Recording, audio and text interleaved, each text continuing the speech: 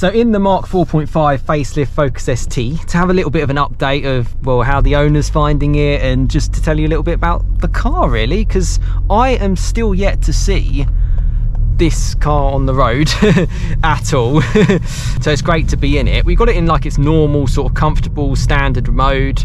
I love how it has like a little city sign sort of shown there, and then it changes to like a racetrack as you change through the modes. I have to say, and I'll come straight out, I've driven a lot of cars over the last couple of years, particularly on my channel. And if you don't want to watch the rest of this video, this car is one of the best kind of daily hot hatch sports cars you can get, whilst still being crazy fun when you want it to be. So you can pop it into sport and it just changes kind of the philosophy of the car. You get the rev matching, it still feels really good, you know, really, really good. I know we've just come out of my RS, but the 2.3 is a really good engine. 280 from standard. This car has a small mount tune to 330. I mean, I pinch myself that I have these kind of moments. You know, some might watch it and think, oh, it's just a Ford Focus. To me, normal practical cars like this, which are sort of turned up a little bit, mean a lot. Lot to like normal, real, world, hard-working people, plus with the history and heritage of it all.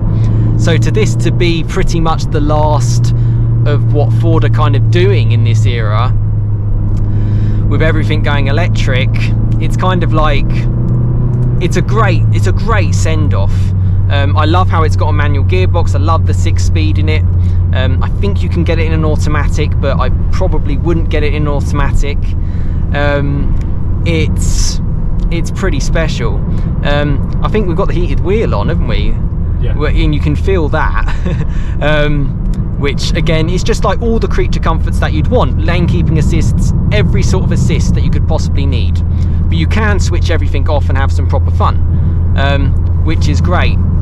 A lot with front wheel drive cars and cars with these kind of tyres, they do follow the road a little bit, so you kind of can see, I can kind of, yeah, you have to be more on it, you have to be focused. The front end is so smooth and sweet. I've probably done, I'm probably going to say maybe 400, I don't know, 300 miles maybe in your car, because we did a lot of going around off camera. So I've got a decent impression of it. You've obviously done nearly 8,000. Yeah, how have you actually found it? Because obviously as like a, you know, you've got, is it 2 kids you have? Yeah. And yeah. Honestly, it's perfect. Like, I don't need anything else. It does everything we need it to do. Yeah. It's got plenty of space. It's comfortable on a run. You get reasonable MPG when you need to. Yeah. You get the best of both worlds, really. But stick it in sport mode on my own, and it just brings a smile to my face every time. It never gets boring, never gets old. Well, even before the tune, you know, it didn't really need the tune, but you know, I'm a petrol head. You know, if there's more to be had at a reasonable cost, I'm gonna take it every time. But it's just a brilliant car, honestly. It's little things like the Matrix headlights. Oh, it's things like that I never knew I needed, and now I've got it. It's like it's a really good safety feature. It helps driving at night, and it's probably the first car I've owned where I would enjoy it on a country lane at night. Yeah. The lights are that good.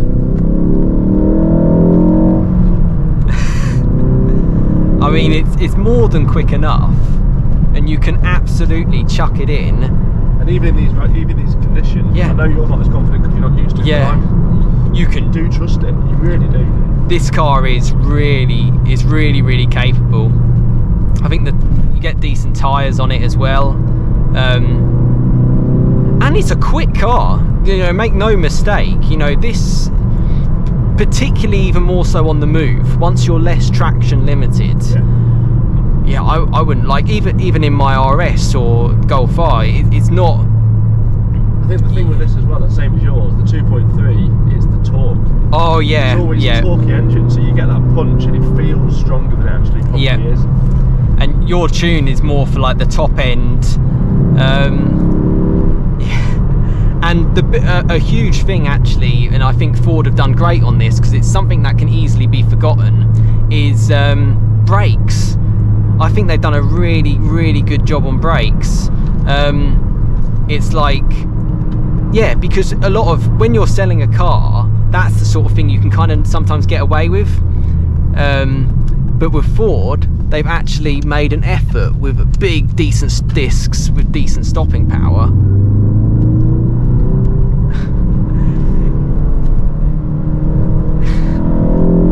I mean, it's a lovely car to drive, man. Real world, within the limits of the road, and being able to be sensible. Oh, you get a pop. I don't think, even with yours with an extra 100 horsepower. Yes. I don't think you'd go much quicker in the real world in it. Until you got onto a track, I don't think you'd be able to utilise that extra. Yeah. So there is a point, you get to a point where you don't really need any more. Well, I think that's the thing as well. Like, I've driven this car on track at Thruxton, and I loved it on track. You know, I got up to, on one of their main straights, about 135, and the car was just so, like, at home. You could tell it's road biased in some ways, but because you can go firmer, it's got that flexibility, hasn't it? Yeah, I love it, and I love the noise. I know some of it might be a little bit fakery, but most of it is that real exhaust. Yeah. It probably actually sounds better on the outside to people, and it's the same in my RS. For people like sort of just walking alongside, they're like, that's a good car. Like, I could hear you coming when I was parked up. It was really good. I think what they've done with the facelift, big fan of the seats. I've banged on about the seats before, stand by it. They're really good. Really good. They've got a similar version in the Fiesta ST, the Mark 8.5. Really comfy. You've got a lot of cushioning, but really supportive around the shoulders. They've got so much adjustment that you can get it into anyone can get in this seat and get in their comfort zone, so it's good for that. Massive amount of adjustment. The wheels really nice. I mean, it's quite thick, I suppose, but it's not too bad. And I suppose just with everything going as more electric and as, you know, it's not hydraulic power steering, you know, those days are way gone behind us. But I have decent idea of what the front end is doing, which is great. You know, it's nice to know, you know, you can't, where you're putting the power down. You communicate with you need to, yeah, you're monitoring sort of like the throttle. We'll spin it back and go on that one again. Rev matching is really handy if you want to protect your clutch, which I think you probably would. It doesn't, the clutch feels light to me, the gearbox feels light to me, but if you're used to a very normal car, then yeah, it's going to be a little bit more full on.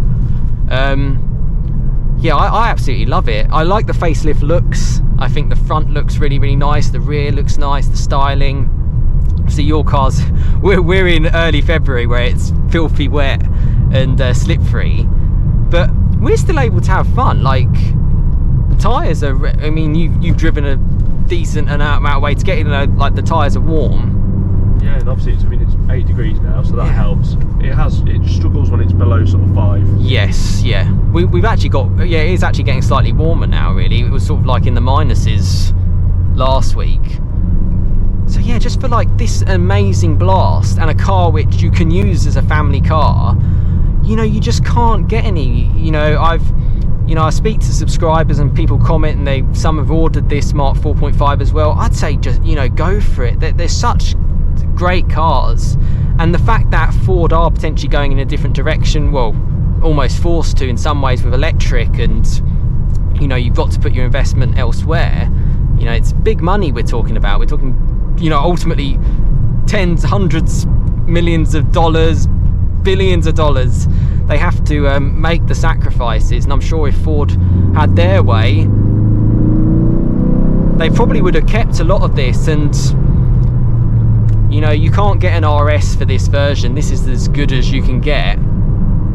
I love this car. I think, considering all the safety kit and everything, and how well everything's trying to be as diluted as possible, this is a super fun car.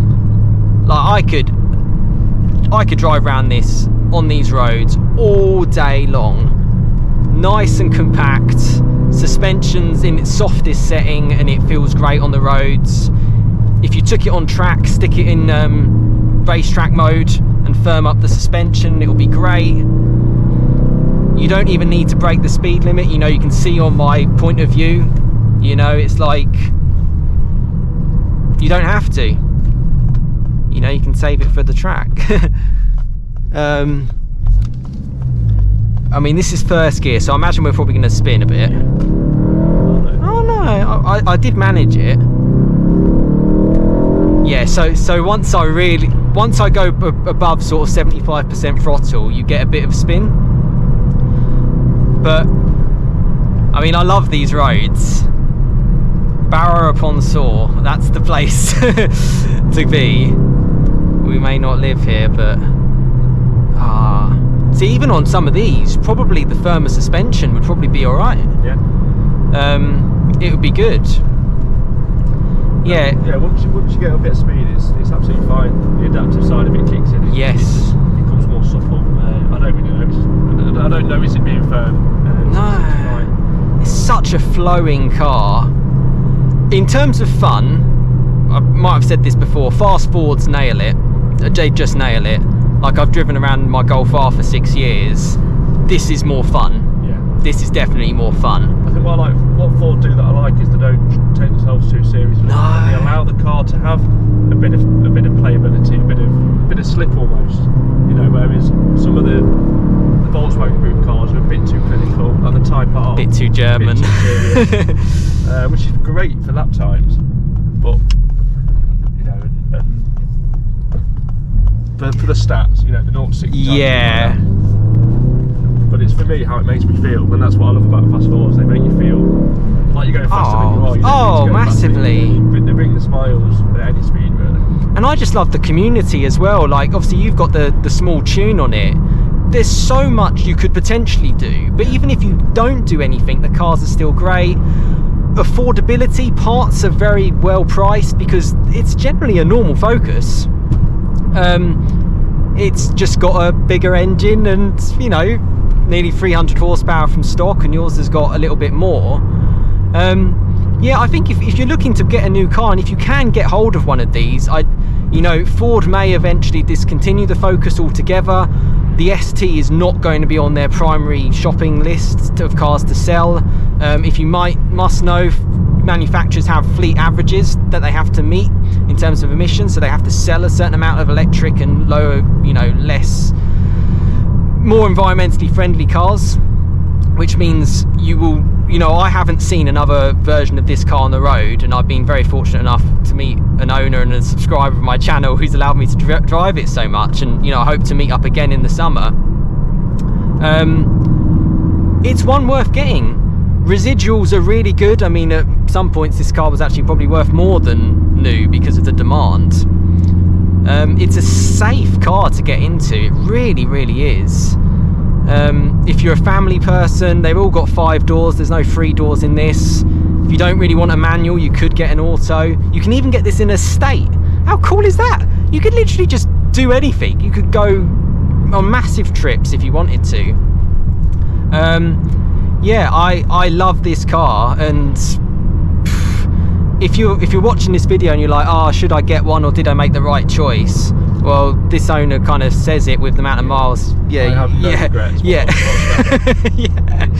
It's brilliant. It's super good, super cool dials, really, really modern. You know, it doesn't feel like out of place in a world where, you know, Teslas are driving themselves. You know, this could probably drive itself as well, to be fair.